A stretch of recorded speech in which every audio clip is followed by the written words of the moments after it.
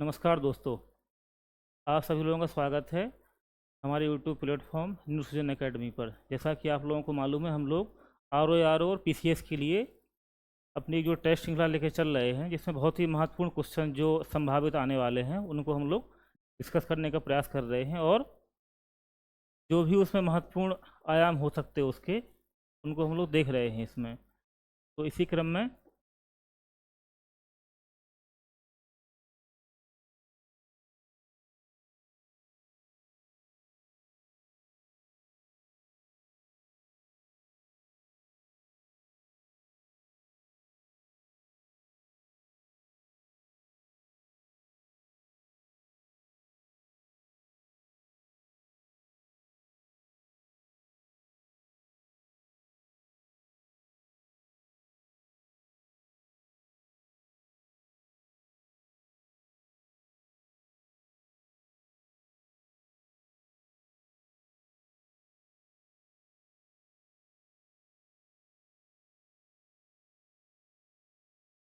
चलिए, पेन आ गया हमारा, थोड़ा सा डिस्टर्ब रही चीज़ें।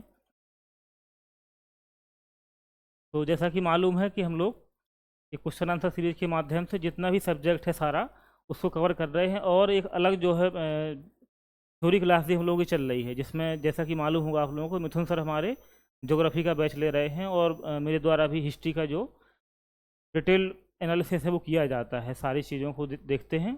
तो एक एक स्टेप बाय स्टेप हम लोगों को आगे बढ़ना है, ताकि जो भी सफलता रूपी मंजिल है उस तक आसानी से पहुंचा जा सके। किसी ने कहा है कि धीरे धीरे रे मना, धीरे सब कुछ होए, तो माली सींचे सौ घड़ा, ऋतु आए फल होए। तो धीरे धीरे से हम लोगों को आगे बढ़ना है, एक एक चीज़, एक एक फैक्ट, थोड़ी थोड़ी जानकारी इकट्ठा करते करते क्या होगा कि सफलता तक हम पहुंच पाएंगे। जो है, जो भी लक्ष्य है हमारा, आर ओ या पीसीएस जो है। तो इसी क्रम में हम लोग देखेंगे कि आज का जो पहला प्रश्न है हमारा वो क्या है।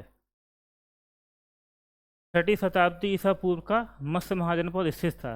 जैसा कि मालूम होगा, जो पिछले लेक्चर देखे होंगे आप लोगों ने, उसमें महाजनपदों के बारे में पढ़ाया था हमने, कैसे कैसे महाजनपदों का उदय होता है। उसी क्रम में पूछा है कि जो मत्स्य महाजनपद, ये कहाँ पर स्थित था, जो आधुनिक क्षेत्र है। उस समय हमने जब पढ़ाया था तो बताया था कि ये क्वेश्चन आजकल पूछ रहा है कि जो प्राचीन महाजनपद में जो आधुनिक जिले हैं वो कौन कौन से जिले हैं। तो इसमें पूछा गया है मत्स्य के बारे में। जैसा कि मालूम होगा, मत्स्य महाजनपद कहाँ था, राजस्थान का जो पूर्वी हिस्सा है, अर्थात बी। राजस्थान में कौन कौन से जिले आते थे इसमें, देखिए, अलवर, भरतपुर, और नेक्स्ट था हमारा जयपुर। जयपुर का भी कुछ हिस्सा इसमें पड़ता था। तो ये जो आज के तीन डिस्ट्रिक्ट हैं हमारे, इनका जो क्षेत्र, संयुक्त क्षेत्र था, उस समय किस नाम से जानते थे, जो है प्राचीन भारत के समय में मत्स्य महाजनपद के नाम से इसको जाना गया है। ठीक। जैसे पश्चिमी उत्तर प्रदेश में चलेंगे हम लोग, तो यहाँ कौन सा था, जो आज का मेरठ वाला क्षेत्र है, मेरठ और दिल्ली, यहाँ कौन सा था, जो इंद्रप्रस्थ जिसकी राजधानी थी, कुरु। कुरु जनपद कौन सा था, कुरु जनपद था यहाँ पर, कुरु जनपद यहाँ पर था।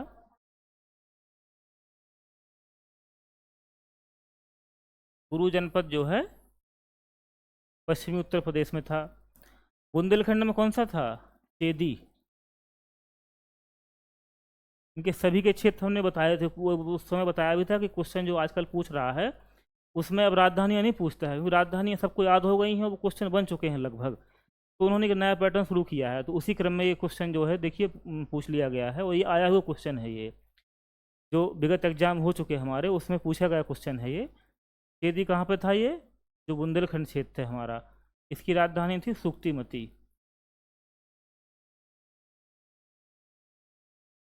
और जो रोहिलखंड वाला है, यहाँ पे था पांचाल जनपद, इसकी राजधानी थी अहिछत्र। कौन सा था यहाँ में, पांचाल। तो जितने भी ऑप्शन थे इसमें हम लोगों ने देखे, तो इस क्षेत्र को हम लोग को याद होना चाहिए।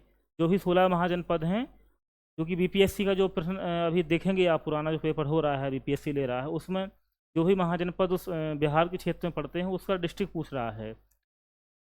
जैसे मगध वाला कौन सा था जो है आपका, पटना के आसपास का जो रीजन है उसको पूछ ले रहा जो है। अंग का कौन सा था, भागलपुर जो जिला पड़ता है आज का, भागलपुर गया वाला क्षेत्र है जो, तो उसमें किसने ईस्ट इंडिया कंपनी के बारे में टिप्पणी की, यही एक असंगति है, परंतु यह उस व्यवस्था का भाग है जहाँ सब कुछ ही असंगत है। ऐसा किसने कहा, किसके बारे में, ईस्ट इंडिया कंपनी के बारे में, कि ये जो कंपनी है वो एक असंगति है, लेकिन ये उस व्यवस्था का भाग है जहाँ पूरा पूरा व्यवस्था ही कैसा है, असंगत है जो है। ये किसका कथन था, जीवी मैकाले का। असल में इसमें कुछ दिमाग नहीं लगाना होता है जी, अगर आपको पता है तो आंसर कर देंगे, अन्यथा किसका कथन है ये, जीवी मैकाले का। आंसर हमारा बी हो जाएगा। चलते हैं नेक्स्ट क्वेश्चन की ओर।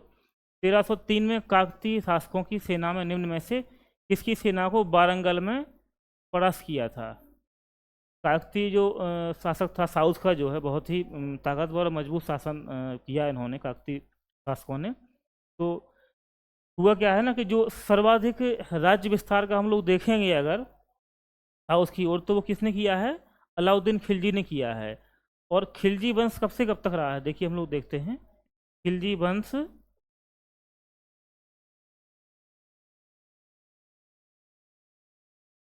खिलजी वंश रहा है हमारा 1290 से 1320 ईस्वी तक। क्योंकि इसमें बताया गया कि 1303 ईस्वी में, तो 1303 हमारा इसी के बीच में पड़ता है जो है। और इसमें भी जो जलालुद्दीन खिलजी है वो कब से कब तक रहा, 1290 से 96 तक रहा। जो संस्थापक था खिलजी वंश का, क्या नाम था उसका, जलालुद्दीन खिलजी। उसके बाद 96 से लेकर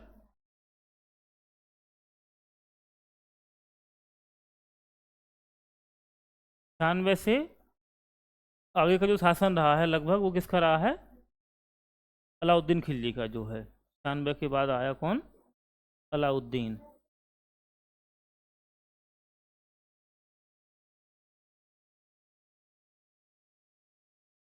तो अलाउद्दीन बहुत ही जो है राज्य विस्तार का बहुत ही इसकी इच्छा थी जो है कि हमारी जो राज्य की सीमा है जो है वो पूरे भारत में फैलनी चाहिए। तो इस क्रम में इसने बहुत सारे आक्रमण किए, खासकर साउथ की ओर इसने अपना फोकस रखा। तो उसी क्रम में काकतीय राजवंश शासकों के साथ इसका युद्ध हुआ और ये पराजित हुआ उसमें जो है। कहाँ पर हुआ ये, वारंगल में हुआ। तो हमारा आंसर देख चुके हैं हम कौन सा है, खिलजी वंश जो है, अलाउद्दीन खिलजी। बराबर पहाड़ी की गुफाओं के विषय में निम्न में से कौन एक सही नहीं है, इसे पूछा कौन सा गलत है। बराबर पहाड़ी बेसिकली किसके लिए बनवाई गई थी, आजीवक संप्रदाय था जो, कौन था, आजीवक संप्रदाय। अशोक अशोक एवं उसके पौत्र, अशोक और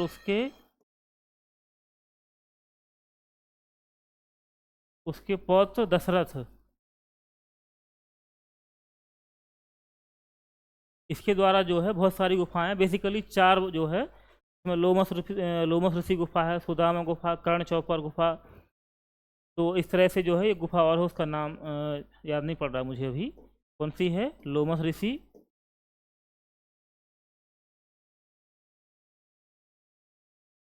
कर्ण चौपर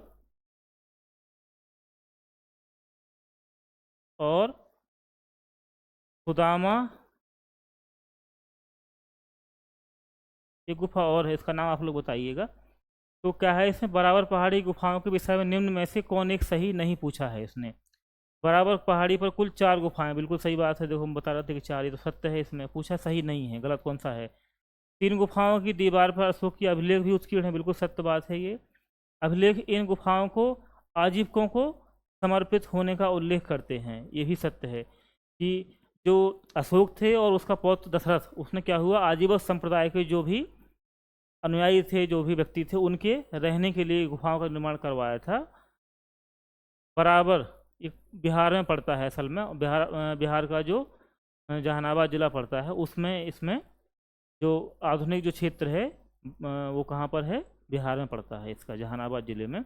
ये अभिलेख ईसा पूर्व 6ठी, ये गलत है देखिए, तो हमारा आंसर यही हो जाएगा, क्योंकि गलत ही हमको खोजना था, जो गलत सही नहीं है। क्योंकि ये जो लेख बनवाई गई ये गुफाएं, ये ईसा की पूर्व तीसरी शताब्दी की हैं। कब की हैं? ईसा पूर्व तीसरी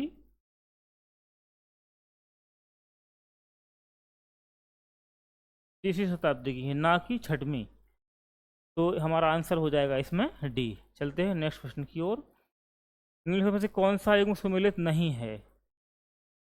ज़्यादातर जो प्रश्न पूछ रहा है उसकी प्रकृति कैसी है? नकारात्मक है जो है। इसमें हम लोग बहुत सारे प्रश्न गलत कर देते हैं। तो देखना है इसमें, हेक्टर मुंडो बक्सर का युद्ध कब हुआ? ये 1764। ठीक, बिल्कुल सही। लॉर्ड हेस्टिंग्स आंग्ल नेपाल युद्ध, लॉर्ड हेस्टिंग्स के समय में हुआ था। ये कब हुआ? 1814 से 16 के बीच में। लॉर्ड बेलीजली आंग्ल मैसूर युद्ध, लॉर्ड बेलीजली के समय ही चतुर्थ आंग्ल मैसूर युद्ध हुआ था, जिसमें क्या हुआ? टीपू सुल्तान की मृत्यु होती है, और फाइनली जो मैसूर साम्राज्य था, जो मैसूर रियासत थी, उसको क्या करते हैं ये, एक वाडियार वंश के शासक को बैठा देते हैं कठपुतली के रूप में, और एक प्रकार से अपना ब्रिटिश साम्राज्य का उसमें अधिग्रहण हो जाता है, उसके कब्जे में आ जाती है पूर्ण रूप से। तो ये भी हमारा सही है इसमें। अच्छा, एक चीज़, लॉर्ड बेलीजली ने जब टीपू सुल्तान को हराया, तो जो आयरलैंड का लॉर्ड समाज था, उसने एक उपाधि दी थी इनकी। कुछ प्रश्न पूछा जाता है, वो कौन सी उपाधि थी? देखिए क्या नाम, कौन सी उपाधि दी?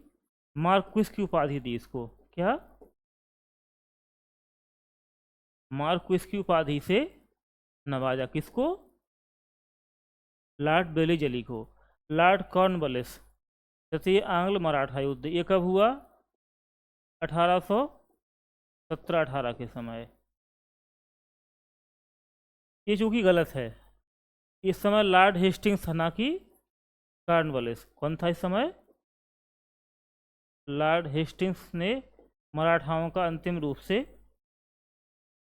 हराया भारत में। तो हमारा आंसर हो जाएगा इसमें डी हो जाएगा। इसमें पूछा था गलत, कौन सा सुमेलित नहीं है? लॉर्ड हेस्टिंग है, इसमें दे रखा है इन्होंने कॉर्नवालिस। तो आंसर डी। चलते हैं नेक्स्ट प्रश्न की ओर।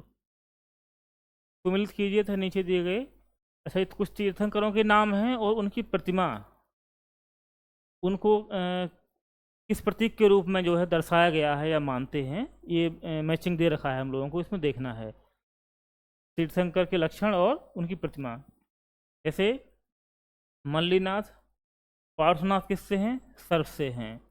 मल्लीनाथ जो है जल कलश, और संभवनाथ अश्व, आदिनाथ वृषभ। तो क्या हो जाएगा हमारा? ए का 1, बी का 4, सी का 3 और डी का 2, अर्थात आंसर हमारा ए हो जाएगा। ये हम लोग जो डिटेल क्लास पढ़ी थी हम लोगों ने, उसमें देख चुके हैं ये सारे जो है कि प्रतीक के इनके भी प्रतीक हैं जो जैन धर्म का है उसमें। हालांकि अभी जैन रह गया है हमारा, जैन धर्म देखेंगे आगे। जो बौद्ध धर्म उसमें पढ़ चुके हैं उसमें, कि बुद्ध का जन्म किससे, गृह त्याग जो है, ये सारी चीज़ें हम लोगों ने देखा है। राज्यसभा द्वारा संविधान के अनुच्छेद 249 के अंतर्गत पारित संकल्प, जिसके द्वारा संसद को राज्य सूची के विषय पर राष्ट्रीय हित में विधि निर्मित करने का अधिकार दिया गया हो। देखिए क्या है कि जो राज्यसभा हमारी है, उसको कुछ विशेष शक्तियाँ दी गई हैं संविधान में। ऐसी विशेषता 2 मामलों में ही शक्तियाँ दी गई हैं। प्रथम शक्ति तो जो है आर्टिकल 249 है। इसमें क्या है? आर्टिकल 249 क्या कहता है कि राज्यसभा जो राज्य सूची का विषय है, उसमें अगर कोई जो है कानून बनाना चाहती है, तो उसमें राज्यसभा ही पहल करेगी, और अपने 2/3 बहुमत के साथ में उस संकल्प को पारित करके संसद में लोकसभा को देगी। उसके बाद जो है संसद उस पर राज्य सूची के विषय पर जो है कानून बना सकता है। तो आर्टिकल 249 जो है ये विशेष अधिकार देता है किसको? राज्यसभा को। ये पहल को कौन करेगा? राज्यसभा। और इसके लिए कितने की दो है? 2/3 बहुमत, अर्थात साधारण बहुमत नहीं है, ये स्पेशल मेजॉरिटी होगी राज्यसभा की। 2/3 बहुमत जो है इसमें मिनिमम होना चाहिए उसमें, तभी इस तरह का मान्य होगा इसकी पहल।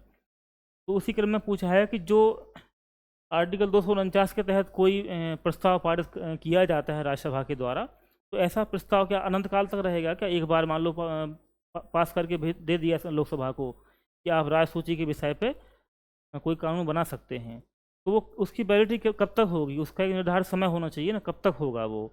उसी क्रम में प्रश्न पूछा गया है कि वो मान्यता आखिर कब तक रहेगा वो मान्य। तो उसका क्या है, 1 वर्ष से अधिक नहीं होना चाहिए, अर्थात 1 वर्ष तक ही वो वैलिड रहता है। 249 के तहत कोई प्रस्ताव कब तक पारित मान्य रहेगा? वो 1 वर्ष की अवधि तक जो है माना जाएगा। अच्छा, एक और आर्टिकल आता है, आर्टिकल 312। कौन सा है? 312।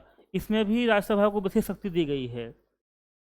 जो अखिल भारतीय सेवाएं होती हैं, अखिल भारतीय सेवाएं कौन कौन सी हैं भारत में? देखिए हम लोग देखते हैं, अखिल भारतीय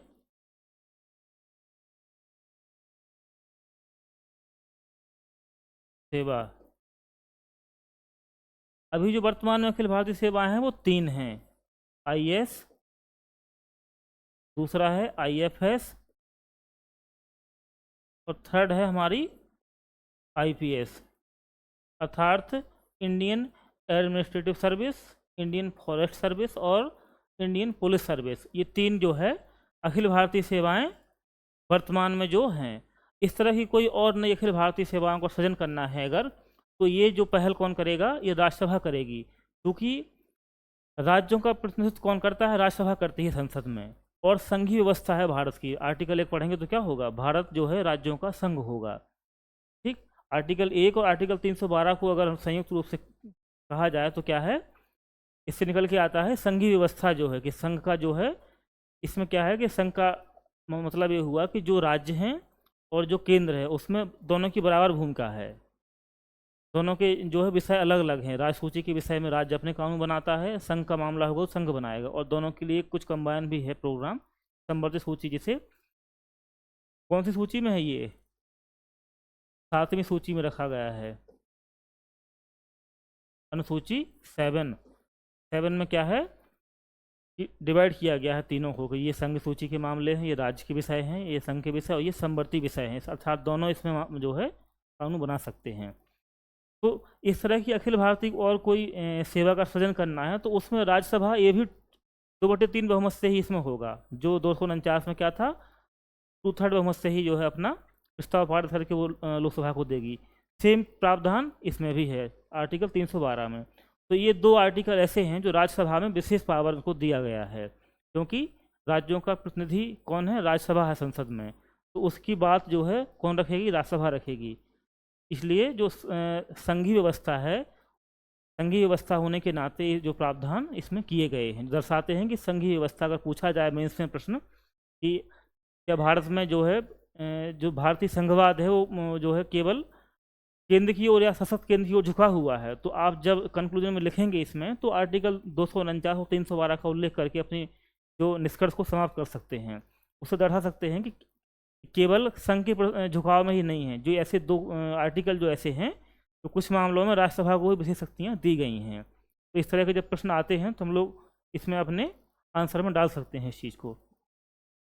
अब हम लोग चलेंगे कि जो अकबर के शासनकाल में दक्कन में निम्न पद्धतियों कौन सा भू राजस्व वसूली का प्रचलित आधार था? असल में पूछ रहा है दक्कन भारत में, क्योंकि अकबर के शासनकाल में क्या हुआ, मुगल काल सर्वाधिक जो है सीमाओं में अपना विस्तार किया जो है, तो दक्कन भारत में जो प्रथा थी राजस्व वसूली की, उसके बारे में प्रश्न पूछा गया है हमसे। तो दक्कन में कौन सा था? इसमें हल की संख्या थी, अर्थात तुम्हारे पास कितने हल हैं उस हिसाब से हम जो है आपसे कर वसूलेंगे। राजस्व का जो राजस्व जमा करने का जो वो होगा, किस हिसाब से होगा वो, अनुपात हल की संख्या में हो जो है राजस्व आपको देना पड़ेगा। और जब्ती प्रणाली ये कहाँ थी? ये उत्तर भारत में थी। ये भी राजस्व की वो है, राजस्व वसूली का ये भी एक प्रकार है, लेकिन ये कहाँ पर है? ये उत्तर भारत में, उत्तर भारत में ये प्रचलित थी। ठीक है ना, तो हमारा आंसर क्या हो जाएगा इसमें? आंसर बी हो जाएगा। चलते हैं नेक्स्ट प्रश्न की ओर। निम्नलिखित कथनों पर विचार कीजिए। गोदावरी पश्चिमी गोदावरी जिले के कुंटू फल्ली में प्रारंभिक ग्रह और बिहार चट्टानों को काटकर बनाए गए। पूर्वी दक्कन के चैत्य और बिहार साधारणतया चट्टानों को काटकर बनाए गए।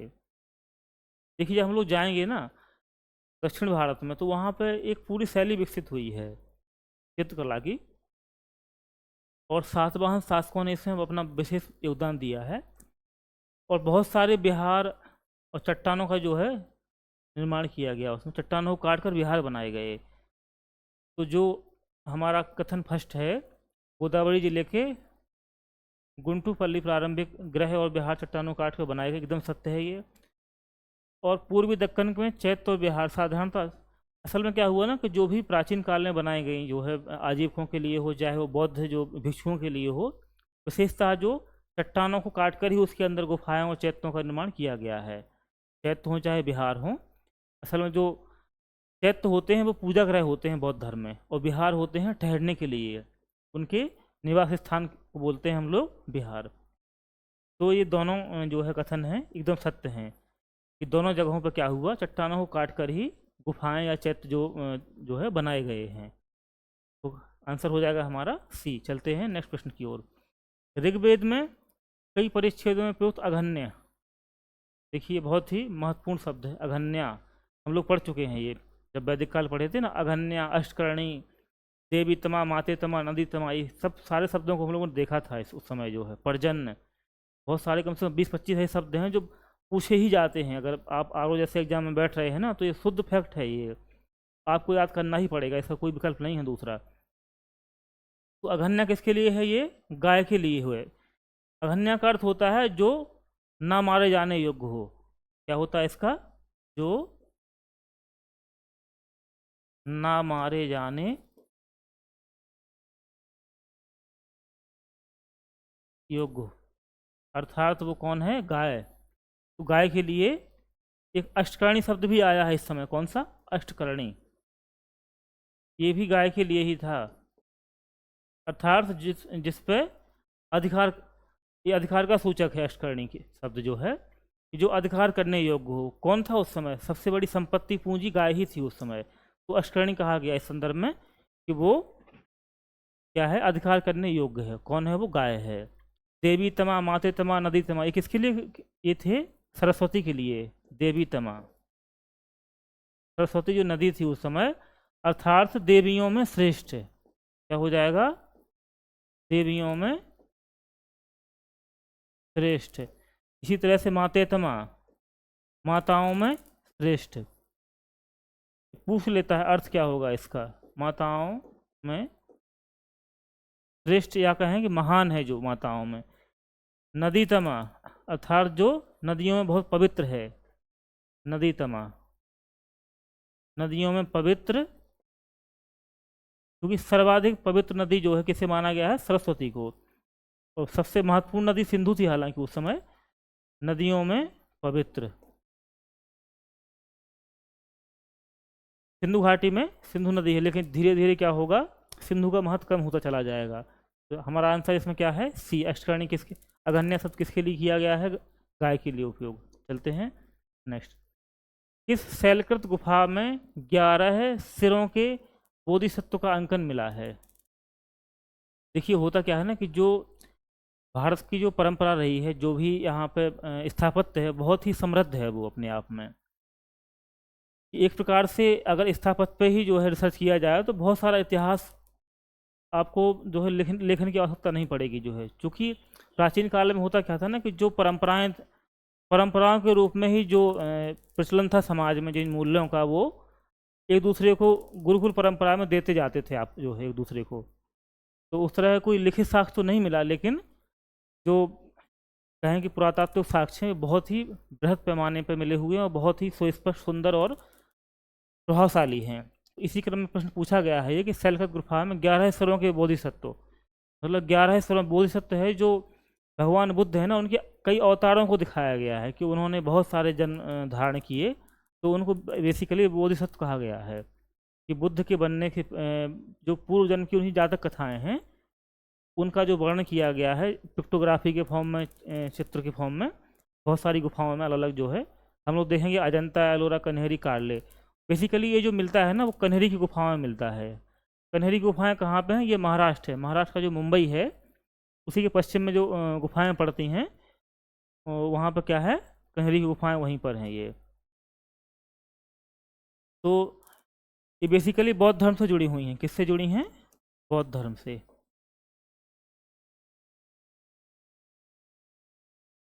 बौद्ध धर्म से जुड़ी हुई हैं। और जो इसमें गुफा संख्या 14 है ना, उसमें ही ये जो 11 सिरों वाले जो बोधिसत्व हैं, इसको जो है खोजा गया है।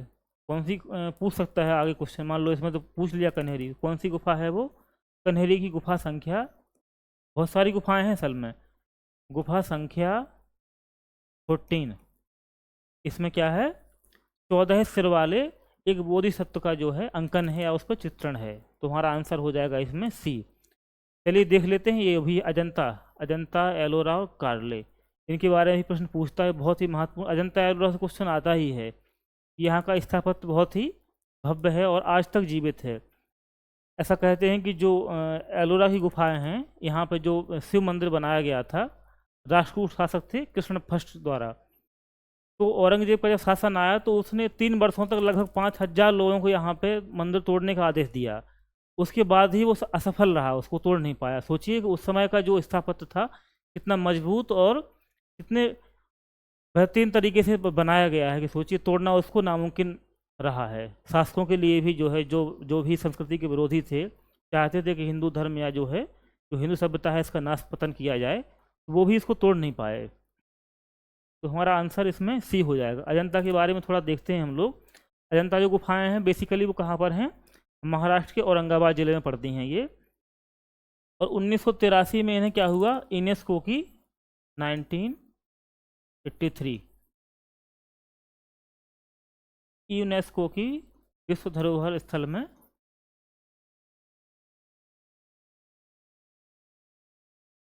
शामिल किया गया, ठीक है ना।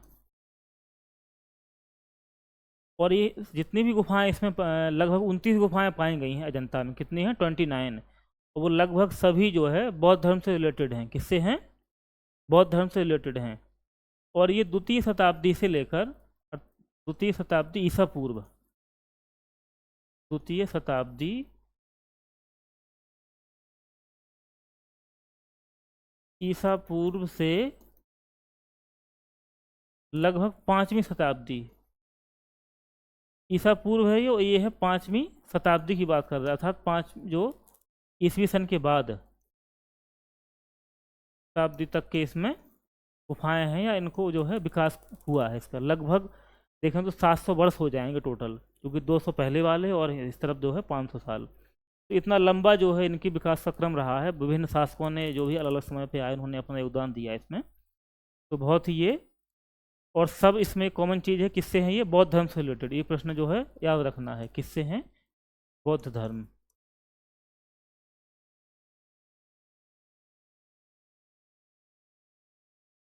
कन्हेरी गुफाएं ये भी किससे थी? ये भी बौद्ध धर्म से जुड़ी हुई थी सारी। और अजंता भी किससे हैं? बौद्ध धर्म से हैं। एलोरा, एलोरा भी कहाँ पर है? ये भी महाराष्ट्र में ही पड़ती हैं, औरंगाबाद डिस्ट्रिक्ट इनका भी है। लेकिन इसमें क्या है, ये तीनों धर्म से हैं जो है। जो पहले 1 से 12 गुफाएं हैं, पहले 1 से 12 वो हैं बौद्ध धर्म से।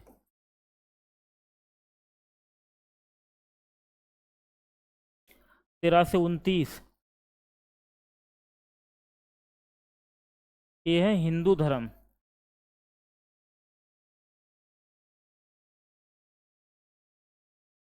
और जो 29 से 34 हैं ये है जैन धर्म। सोचिए ये जो हमारी संस्कृति है कितना सौहार्दपूर्ण संस्कृति है, सब समावेश है, सबको इसने दिया जो है कि एक ही जगह पर देखिए इतने सारे जो है बौद्ध गुफाएं मिल रही हैं आपको। वहाँ पे उनके जो है चित्र हैं, बहुत सारे बोधिसत्वों के चित्र हैं, मंदिरों के एक ही साथ मिल रहे हैं जो है। और हिंदू भी है, जैन धर्मी है। तो दर्शाता है कि जो हिंदू धर्म की जो फिलॉसफी है, जो थ्योरी है, वो कितनी समावेशी है, वो सबको आदर देती है जो है। और हमारे पड़ोसी मुल्क हैं, अभी देखिए अफ़गानिस्तान में जो जो बुद्ध की सबसे प्राचीन जो मूर्ति वहाँ पे थी, वो तालिबानियों ने तोड़ डाली जो है। तो ये दर्शाता है कि आप कितने सहिष्णु और उदार रहे हैं जो है। हालांकि ये अलग विषय है, उससे कुछ नकारात्मक चीज़ें भी। तो हमारा आंसर क्या हो जाएगा इसमें? सी है। हम लोग देखा जनता के बारे में, एलोरा के बारे में। एलोरा में किसमें? 3 धर्म से रिलेटेड है, तीनों धर्म से। तो ये भी यूनेस्को की विश्व विरासत सूची में ये भी शामिल है। कौन? एलोरा भी। और दोनों कहाँ पर हैं? दोनों महाराष्ट्र में हैं। और कार्ले की गुफाएं ये भी जो है महाराष्ट्र में ही है। कार्ले का चैत्य जो है ना बहुत फेमस है यहाँ पे। कार्ले का जो चैत्य है बहुत ही फेमस है। ये असल में पुणे जिले में पड़ता है। कहाँ पर है? ये औरंगाबाद में थे, ये थे महाराष्ट्र का जो वर्तमान का पुणे जिला है। कार्ले का चैत्य यहाँ पे बहुत फेमस है।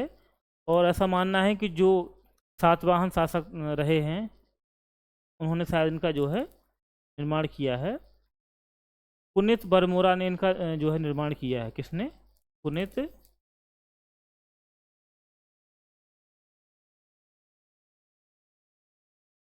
बरनोरा।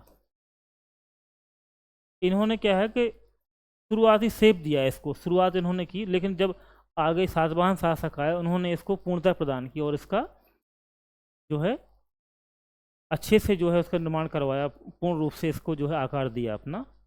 तो ये हमारे जो देखे हमने सारे ऑप्शन। चलते हैं नेक्स्ट क्वेश्चन की ओर। राज्यसभा का सर्वप्रथम गठन किस वर्ष में हुआ? जैसा कि मालूम है, हम लोग जब पॉलिटी पढ़ते हैं तो आर्टिकल 79 में जब पढ़ेंगे तो उसमें आता है कि भारत में एक संसद होगी जो कि राज्यसभा, लोकसभा और राष्ट्रपति से मिलकर बनेगी। एक कौन आर्टिकल बोलता है ये बात? आर्टिकल 79 बताता है कि संसद किससे मिलकर बनेगी? राज्यसभा, लोकसभा और राष्ट्रपति के। उसी क्रम में पूछा गया है कि राज्यसभा का गठन कब हुआ। बेसिकली क्या है, राज्यसभा जो है वो उच्च सदन है भारत का और ये कभी विघटित नहीं होता। ये इसमें क्या है ना, ये अनवरत चलता रहता है और 6 साल पे इसकी जो मेंबरशिप, जो 1/3 जो है मेंबर होते हैं वो रिटायर्ड होते रहते हैं और इलेक्शन उनका होता रहता है। टोटल सीट जो कितनी है? 250। टोटल कितना है? 250 जो है सदस्य संख्या है इनकी। इसकी राज्यसभा, राज्यसभा अर्थात संसद का उच्च सदन। इसमें से प्रावधान है कि जो 12 सदस्य होंगे वो नॉमिनेट होंगे। नॉमिनेट का मतलब क्या हो गया? वो निर्वाचित नहीं होंगे, वो राष्ट्रपति के द्वारा, यानी क्या करेगा? राष्ट्रपति मनोनीत करेगा इनको। कितने होंगे वो? टोटल 12, जो कि अपने अपने क्षेत्र के विशेषज्ञ होंगे। साहित्य हो गया, साइंस हो गया, कला हो गया, इन सब के क्षेत्र में। क्योंकि ऐसा माना गया था कि जब राज्यसभा चूँकि वरिष्ठ सदन है ये, तो इसीलिए बनाया भी गया है। जो इसका उद्देश्य है ना बनाने का, कि जो गलतियां होती हैं लोकसभा में, या कह सकते हैं कि जो जल्दबाजी में कुछ ऐसे विधेयक या निर्णय ले लिए जाते हैं जिन पर चिंतन मनन नहीं हो पाया ठीक से, तो ये वरिष्ठ सदन है जो, तो इसमें जो लोग होने चाहिए वो क्या है, ज्ञानी लोग बैठने चाहिए कुछ, ताकि जो उनके अनुभव हैं, उनका नॉलेज है, वो देश के काम आए जो है। तो इसी जो है विचार को लेकर 12 जो सदस्य मनोनीत किए जाते हैं राष्ट्रपति के द्वारा, कि गुणवत्ता प्रभावित ना हो, गुणवत्ता ही बनी रहे चीज़ों में। तो ये क्या होते हैं? विशेषज्ञ होते हैं अलग अलग क्षेत्रों के, तो इनको मनोनयन किया जाता है। और ये जो 12 सदस्य होते हैं, ये राष्ट्रपति का जो निर्वाचन होता है उसमें भाग नहीं लेते हैं। इसके पीछे बहुत अच्छी वजह है। जो राष्ट्रपति, भारत क्या है? गणतंत्र है भारत। और गणतंत्र में क्या होगा? जो प्रधान होगा वो चुने हुए लोगों को चुन के आएगा वो जो है। और जो जो 12 सदस्य हैं, ये क्या है? इनको अपनी योग्यता के आधार पर भेजा गया है, ना कि चुन के जो भेजा गया। भारत में क्या है? जनतंत्र है, जनता का शासन है। तो एक इंस्टीट्यूशन के नाते जो है, गणतंत्र होने के नाते भारत के, इनको जो है इसमें राष्ट्रपति के निर्वाचन में भाग लेने का अधिकार नहीं दिया गया है। लेकिन जब वहीं राष्ट्रपति का जो क्या बोलें उसे, महाभियोग चलाया जाता है राष्ट्रपति के ऊपर, तो उसमें ये भाग लेते हैं। ये बड़ा जो है अंतर है, बहुत बारीक अंतर है ये। बहुत से लोगों को पता नहीं होगा शायद। ये प्रश्न अगर पूछ ले तो लोग लगभग गलत करके आएंगे इसको। जो राष्ट्रपति का महाभियोग होता है, क्या होता, राष्ट्रपति का महाभियोग कौन से आर्टिकल में है, आर्टिकल 61, महाभियोग। इसमें ये लोग भाग लेते हैं। इसमें भाग क्यों लेते हैं? क्योंकि जनतंत्र होने के नाते वोटिंग का अधिकार तो नहीं दिया गया इन्हें, लेकिन अब क्या है कि राज्यसभा का हिस्सा बन चुके हैं ये, इनको भले ही मनोनीत किया गया लेकिन उस घर के मेंबर बन चुके हैं। ये मेंबर होने के नाते, एक इंस्टीट्यूशन का पार्ट होने के नाते, जब कोई भी निर्णय लिया जाएगा तो इंस्टीट्यूशन के जितने भी मेंबर हैं समान हक है उनका, सबका बराबर का हक होना चाहिए।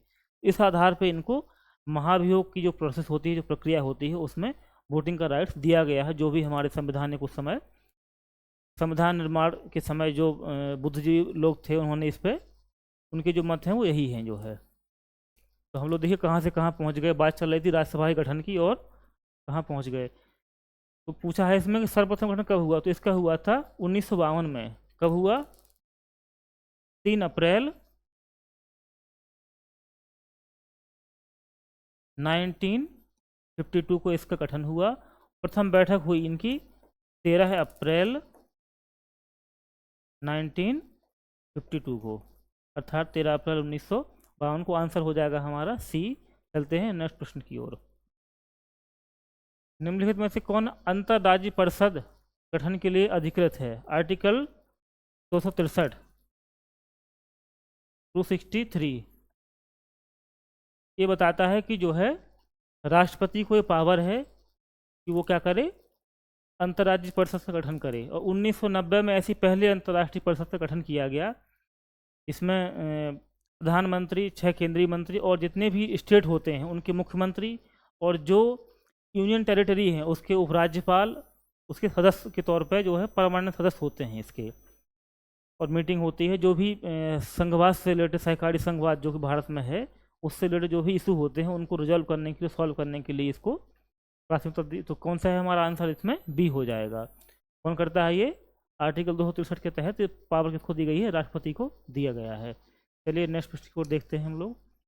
राज्यसभा का सर्वप्रथम गठन, ये प्रश्न रिपीट हुआ है, हम देख चुके हैं कब हुआ है, 1952 कितना, 3 अप्रैल 1952। और प्रथम बैठक कब हुई इसकी? 13 अप्रैल 1952 को। राज्यसभा के बारे में बहुत डिटेल से हम लोगों ने देखा चीज़ों को। राज्यसभा के जो विशेष अधिकार थे कौन कौन से? आर्टिकल 249 और आर्टिकल 312। 312 क्या था कि राज्य सूची के विषयों में कोई अखिल भारतीय, अगर कोई सेवा बनानी है अखिल भारतीय, उसके संबंध में अगर जो है निर्णय लेना है तो वो कौन लेगा? राज्यसभा लेगा। और 249 था राजसूची के विषय में कोई कानून बनाना है अगर, तो उससे रिलेटेड था। तो राज्यसभा के बारे में लगभग जितनी भी चीज़ें थीं वो हम लोग देख चुके हैं विद आर्टिकल। चलते हैं नेक्स्ट प्रश्न की ओर। गोपाल कृष्ण गोखले ने किस वर्ष भारत सेवक मंडल अर्थात सर्वेंट ऑफ इंडिया सोसाइटी की स्थापना की? ये आंसर हमारा 1905 है। ये सीधा प्रश्न है, इसमें कुछ दिमाग नहीं लगाना आपको। तो कब किया था इन्होंने? जून 1905 में इसका गठन किया। किसने? गोपाल कृष्ण गोखले ने। और ये सर्वेंट्स ऑफ इंडिया सोसाइटी, देखिए नाम से लग रहा है सर्वेंट, अर्थात क्या है? समाज सुधार के लिए एक संस्था बनाई गई है। किसके लिए है ये? समाज सुधार हेतु।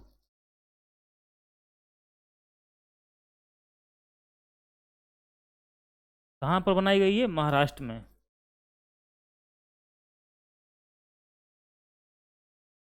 कहाँ के थे ये? इस संगठन कहाँ हुआ? महाराष्ट्र में हुआ। तो 1905 हमारा आंसर डी हो जाएगा सही। चलते हैं नेक्स्ट प्रश्न की ओर। किन स्थानों पर डचों ने अपने व्यापारिक अड्डे स्थापित किए? डच कब आए जो है? डच का जो आगमन हुआ वो भारत में वो कब हुआ? हम लोग प्रश्न देख चुके हैं, ये चैप्टर डिटेल में पढ़ा हम लोगों ने। तो देखा था जैसे कि ये 1595-96 में डचों का आगमन होता है भारत में।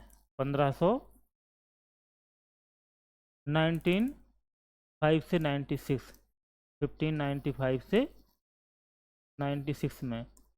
लेकिन ध्यान देने वाली बात यह है कि जो इनकी कंपनी का गठन हुआ ना, वो 1602 में होता है। कब हुआ है? 1602 ईस्वी। ये चीज़ हमको कंफ्यूज कर देती है।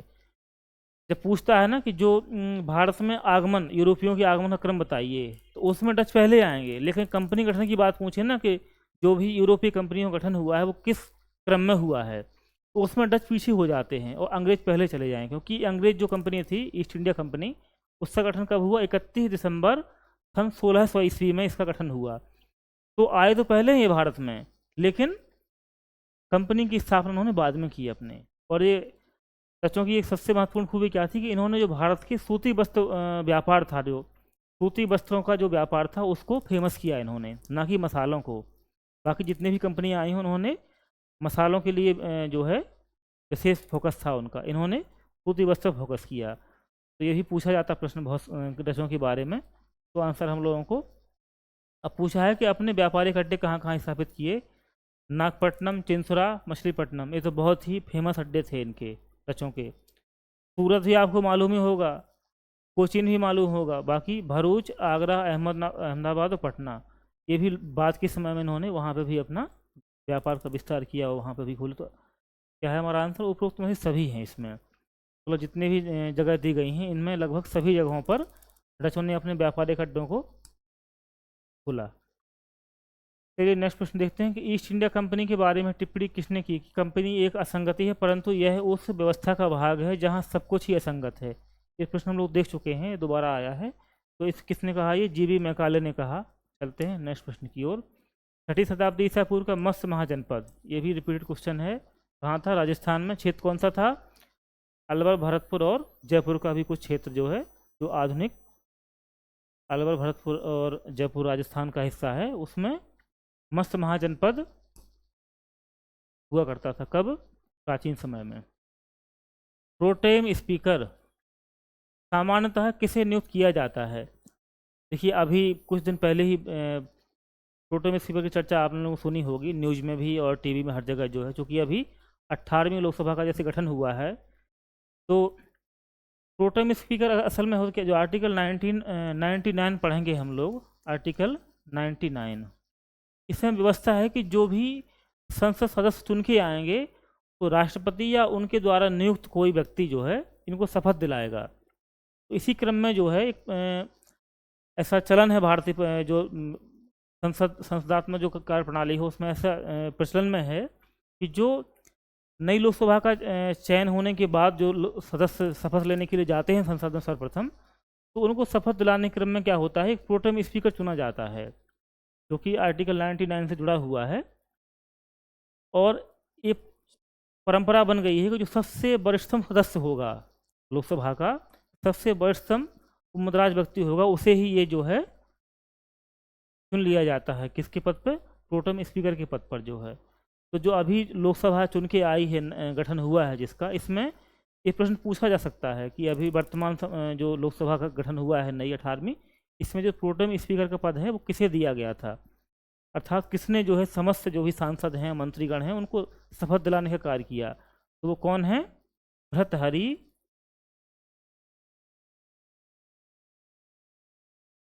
मेहताब। भर्तृहरि मेहताब कहाँ से हैं? ये कटक, जो कि कहाँ पड़ता है? उड़ीसा। उड़ीसा के कटक से जो है, कटक लोकसभा क्षेत्र से चुन के आए हैं। भाजपा के जो है वरिष्ठतम सदस्य हैं, जिनको प्रोटेम स्पीकर के उस पर क्या किया गया है? नियुक्त किया गया है। तो पूछ रहा है इसमें कि सामान्यतः किसे नियुक्त किया जाता है, तो आंसर हम लोग को देखना है। पिछली लोकसभा के अध्यक्ष को, बिल्कुल गलत बात है, नहीं है ये आंसर।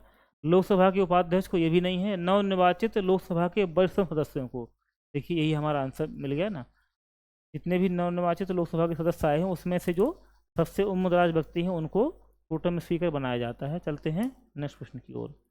प्रधानमंत्री गरीब कल्याण योजना, मुस्कान स्कीम, मुस्कान स्कीम के वही 2021 से बच्चों से रिलेटेड है, उनकी वेलबींग के लिए, स्वास्थ्य के लिए जो है गवर्नमेंट ने कौन सी स्कीम लॉन्च की है? मुस्कान स्कीम। मिशन इंद्रधनुष, ये 2014 में लॉन्च की गई थी, मिशन इंद्रधनुष। इसका उद्देश्य था कि जो गर्भवती महिलाएं हैं और 2 वर्ष तक के जो नवजात शिशु हैं, 2 बच्चे हैं, उनको जो टीके दिए जाते हैं, मुख्यतः जो 7 बीमारियां होती हैं, 6 या 7 बीमारियां हैं लगभग, तो उनके लिए जो है समय समय पर कुछ टीके लगाए जाते हैं, ताकि वो बच्चों में उनसे, जैसे पोलियो हो गया, खसरा हो गया, इस तरह से टिटनेस हो गया, इन सबके जो है टीके लगाए जाते हैं। इनके प्रति उनमें प्रतिरोधक क्षमता डेवलप हो जाए बच्चों में, और किसी बड़ी बीमारी या जो है की शिकार ना हो। तो एक स्वस्थ नागरिक बनाने के लिए क्या किया गया, मिशन इंद्रधनुष जो है केंद्र सरकार ने इसको चालू किया, और इसका टारगेट था कि पूर्ण रूप से जो है 100% जो है वो क्या होना चाहिए, टीकाकरण होना चाहिए। भारत के बच्चे हैं जो माताएं हैं उनमें, तो चच्चा बच्चा दोनों का स्वास्थ्य जो है बेहतर हो, और उसमें मृत्यु रेट जो भी होता है वो कम से कम किया जाए, उसके लिए चलाया गया। कब हुआ था ये शुरुआत, 2014 में इसकी, दिसंबर 2014 में इसका 25 दिसंबर है शायद। इसमें प्रधानमंत्री जन आरोग्य योजना ये कब शुरू की गई, ये किया गया था मार्च 2020 में, ठीक है ना। और प्रधानमंत्री गरीब कल्याण पैकेज ये हो गया हमारा जो है मिशन इंद्रधनुष 14 हो गया, ठीक। सी का वन ए हो गया हमारा। तो आंसर इसमें कौन सा है हमारा, ए सही है, ए का टू अर्थात प्रधानमंत्री गरीब कल्याण पैकेज 2020। प्रधानमंत्री जन आरोग्य योजना 2018 है, सॉरी ये जो है क्या है 18 में हुआ। 2018 में क्या हुआ कि जो भारत में क्या है कि बहुत गरीब परिवार, आज भी गरीबी जो है पर्याप्त रूप से आपको देखने को मिलेगी। तो इसमें क्या है कि लोग अपने स्वास्थ्य को बहुत इग्नोर करते हैं, कोई बीमारी होगी दिखाने नहीं जाएंगे, कोई दवा ले लिया आपस में उसको खा के जो है, और इस तरह से क्या होता है कि कोई छोटी भी बीमारी धीरे धीरे क्या होती है बहुत ही गंभीर बीमारी में परिवर्तित हो जाती है। इसी को देखते हुए प्रधानमंत्री मोदी जी ने क्या किया, एक जो है योजना चलाई है। इसमें प्रावधान है कि जो प्रति परिवार जो है 5 लाख तक का फ्री इलाज आपका होगा, फ्री ऑफ कॉस्ट जो है इलाज आपको देते हैं इसमें। तो ये कब हुआ था इसमें, ये हुआ हमारा 2018 में हुआ। गरीब कल्याण पैकेज ये चलाया गया था 2020 में, कोरोना के समय में, जो बहुत ही विकराल समय था उस समय पे। तो जो कर्मचारी थे अगर उसकी किसी की मौत होती है तो उनको 50 लाख रुपए का मुआवजा, फ्री ऑफ जो है जो मजदूर वर्ग लौट के जा रहे थे कंपनियों से उनको जो है नौकरियों से निकाल दिया गया, तो उनके खाने की व्यवस्था करवाया गया इस समय कि फ्री ऑफ कॉस्ट उनको खाना दिया जाए। तो 5 किलो गेहूँ चावल, 1 किलो दाल जो है लगभग 80 करोड़ लोगों को ये जो है क्या गया पैकेज के तहत जो है राशन मुहैया करवाया गया। तो हमारा आंसर इसमें मिशन हुई है, और जन आरोग्य योजना हम लोग इसके बारे में बात कर ही चुके हैं। तो क्या होगा आंसर हमारा ये हो जाएगा। चलते हैं नेक्स्ट प्रश्न की ओर। भरतनाट्यम, कुचिपुड़ी, सत्रिया, कथक। कथक कहाँ का है हमारा, उत्तर प्रदेश का। भरतनाट्यम तमिलनाडु, कुचिपुड़ी आंध्र प्रदेश, और सत्रिया जो है असम का। ये 7 शास्त्रीय नृत्य हैं बेसिकली, जो भारत में शास्त्रीय नृत्य की श्रेणी में किसको, 7 नृत्यों को रखा गया है। तो उसी क्रम में एक प्रश्न पूछा गया है। तो हमारा आंसर ए का 1, तीनों में ए का 1, बी का 3, सी का 4 और डी का 2, अर्थात आंसर हमारा क्या हो जाएगा, बॉम्बे हमारा आंसर सही है। इसमें चलते हैं नेक्स्ट प्रश्न की ओर। हॉर्नबिल पर्व, संगाई पर्व, राजहंस पर्व, हेमिस पर्व। हेमिस पर्व मनाया जाता है कहाँ, लद्दाख। राजहंस पर्व मनाया जाता है आंध्र प्रदेश। हॉर्नबिल नागालैंड, और संगाई पर्व मणिपुर। देखिए जो ये पर्व दिए गए हैं ना, तो बहुत ही प्रकृति से जुड़े हुए पर्व हैं ये। जो जीव जंतु पशु पक्षी हैं वहाँ पे उनके संरक्षण और संवर्धन के लिए जो चलाए गए हैं। पूछता है, डेट पूछ लेता है इसमें कि जो हॉर्नबिल पर्व है ये कब से कब तक मनाया जाता है। तो ये हम लोग को याद होना चाहिए कि ये जो है 1 से 10 दिसंबर।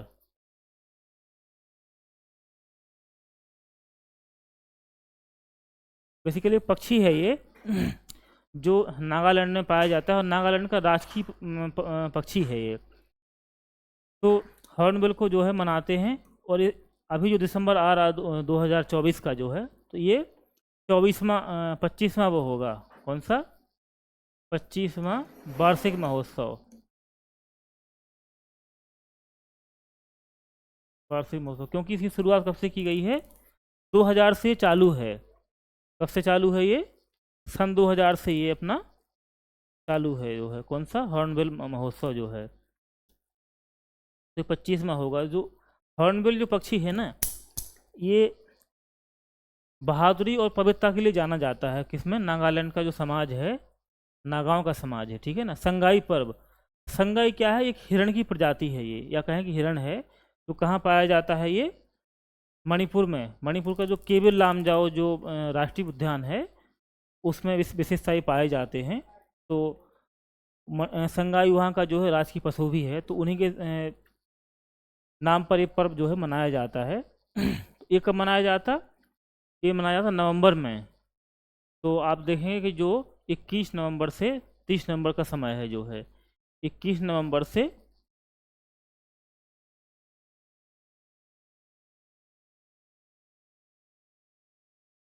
30 नवंबर। पिछली बार एसएससी ने प्रश्न पूछा था, जो है जो एसएससी ग्रेजुएट लेवल का पेपर होता है, उसमें एक प्रश्न पूछा था, जो है कि हॉर्नबिल महोत्सव कब मनाया जाता है, मतलब डेट दे रखा था उसमें। जिन्हें मालूम हुआ वो लगा देंगे, क्या था? 1 से 10 दिसंबर तक।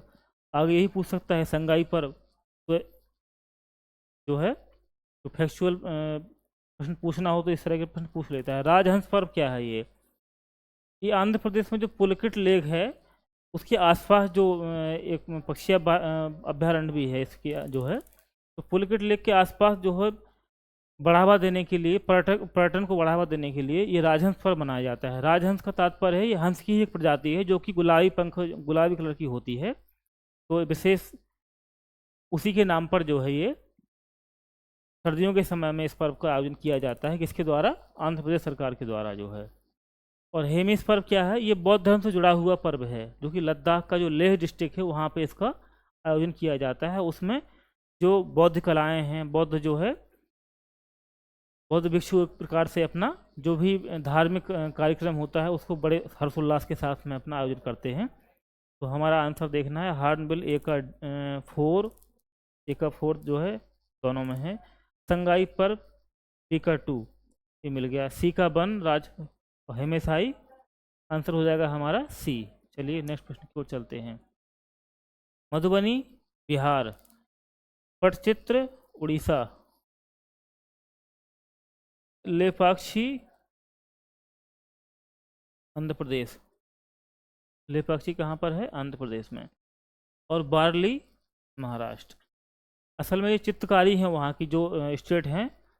तो पटचित्र जो है कपड़े के उस पर चित्र बनाए जाते हैं, जो उड़ीसा और पश्चिम बंगाल का रीजन है उसमें। तो ये हमारा सी का 1, सी का 1 कहाँ पर है? डी में। ए का 4 मधुबनी बिहार। मधुबनी पेंटिंग बहुत ही फेमस है बिहार में, आप लोगों को जानकारी होगी। देखिए रेलवे स्टेशन पे जाएंगे नई दिल्ली वगैरह, तो उस पर भी जो है इस पेंटिंग को जो है जगह जगह देखने को मिल जाएगी आपको, मेट्रो हर जगह जो है आपको। और लेपाक्षी कहाँ पर था? ये पार्ली महाराष्ट्र में है ये, और लेपाक्षी तुम्हारा आंध्र प्रदेश में है ये। तो आंसर हमारा क्या है इसमें? डी। चलते हैं नेक्स्ट प्रश्न की ओर। ये वही प्रश्न है जो है फिर से जो है रिपीट हो गया, आंसर हमारा डी ही है, देख चुके हैं। मधुबनी बिहार, लेपाक्षी पटचित्र उड़ीसा, लेपाक्षी आंध्र प्रदेश और बार्ली महाराष्ट्र। चलिए